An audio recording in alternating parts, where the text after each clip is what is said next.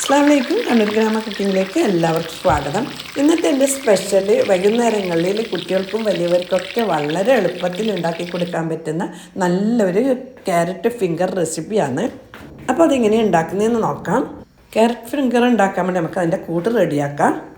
കൂട്ട് റെഡിയാക്കാൻ ഒരു ബൗളിലേക്ക് 1 ടീസ്പൂണ് കാശ്മീരി മുളക് പൊടി, 1/4 ടീസ്പൂണ് പെരിഞ്ചീരകം പൊടിച്ചത്, 1/4 ടീസ്പൂണ് ജീരകം പൊടിച്ചത്, 1/4 ടീസ്പൂണ് ഗരം മസാല ഇട്ടിട്ട് ഒന്ന് മിക്സ് ചെയ്ത് കൊടുക്കാം. ഇനി ഇതിലേക്ക് 1/2 കപ്പ് കടലപ്പൊടി ചേർത്ത് കൊടുക്കാം.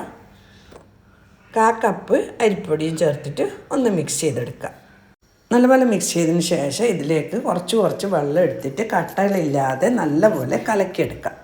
പിന്നെ ഒരു കാര്യം, എൻ്റെ വീഡിയോ കാണുന്നവർ ആരെങ്കിലും സബ്സ്ക്രൈബ് ചെയ്യാൻ ബാക്കിയുണ്ടെങ്കിൽ ഇപ്പം തന്നെ ഒന്ന് സബ്സ്ക്രൈബ് ചെയ്യുക. തൊട്ടടുത്ത ബെൽ ബട്ടണും കൂടി ഒന്ന് അമർത്തുക. എന്നാൽ മാത്രമേ ഞാനിടുന്ന വീഡിയോൻ്റെ നോട്ടിഫിക്കേഷൻ കിട്ടുകയുള്ളൂ.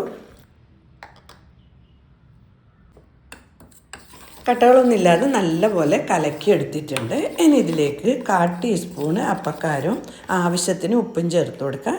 ഞാനൊരു 1/4 ടീസ്പൂൺ ഉപ്പും കൂടി ചേർത്ത് കൊടുക്കുന്നുണ്ട്. ഇത് നല്ലപോലെ മിക്സ് ചെയ്തെടുക്കുക. നല്ലപോലെ കലക്കി എടുത്തിട്ടുണ്ട്. ക്യാരറ്റ് ഫിംഗറിന് ആവശ്യമായ ബാറ്റർ റെഡിയായി. ഈ ഒരു പരുവത്തിലാണ് വേണ്ടത്. നമുക്കിനി ക്യാരറ്റ് മുറിച്ചെടുക്കാം. ഞാനിവിടെ 300 ഗ്രാം ക്യാരറ്റ് എടുത്തിട്ടുണ്ട്. മീഡിയം വലുപ്പത്തിലുള്ള ഒരു 3 ക്യാരറ്റ്. ഇത് നീളത്തിൽ ഘനം കുറച്ച് മുറിച്ചെടുത്തിട്ടുണ്ട്. നമുക്കിത് ഫ്രൈ ചെയ്തെടുക്കാം. ക്യാരറ്റ് ഫിംഗർ ഫ്രൈ ചെയ്യാൻ വേണ്ടി ഓയിൽ ചൂടാക്കാൻ വെച്ചിട്ടുണ്ട്. ഓയിൽ നല്ലപോലെ ചൂടായിട്ടുണ്ട്. ഒന്ന് തീ കുറച്ച് കൊടുത്തിട്ട് നേരത്തെ റെഡിയാക്കി വെച്ച മാവിൽ ഇതുപോലെ മുക്കിയിട്ട് ഓരോന്നായിട്ട് ഓയിലിട്ട് കൊടുക്കുക. ഓയിലിട്ട് കൊടുത്തതിന് ശേഷം ഒരു 30 സെക്കൻഡ് അനക്കാതെ വെക്കുക. അതിന് ശേഷം ഇളക്കി നല്ല ഗോൾഡൻ കളറാകുന്ന വരെ ഫ്രൈ ചെയ്തെടുക്കാം.